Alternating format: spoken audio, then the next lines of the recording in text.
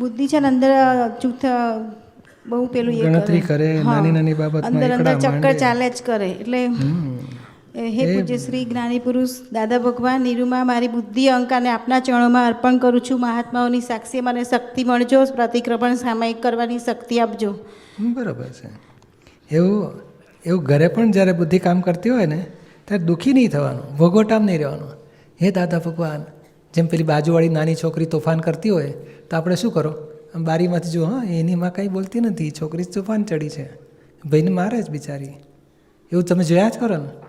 એવી આપણી આ છોકરી તોફાન કરતી હોય નિમિષા, તમારે છેટા રહીને જોવાનું, અને ધીમે દાદા ભગવાન શક્તિ આપો, એ બધું બોલવાનું.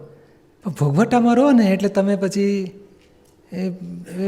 કે ને કે ચડી ગયા પેલા વહાણમાં, પછી એને સ્થિર કેવી રીતે કરી શકો? આ કિનારે ઊભા છો તો સ્થિર થશે બધું. પછી પૂછે છે કેસેટ ને એવું બધું જોવાય, એવું બધું વળી જાય, પણ બીજું આમ આગળ વધાય નહીં. એ વધાય નહીં તો મને આગળ વધાય એવી શક્તિ આપો, બોલવાનું શું? આગળ વધાય એવી શક્તિ બસ. જય સચિદ. હવે જેટલા વાક્ય બોલશો ને એ શક્તિ માગવાનું શીખવાડી દઈશ. દીપાલી મહેતા, યોગેશભાઈ. નમસ્કાર.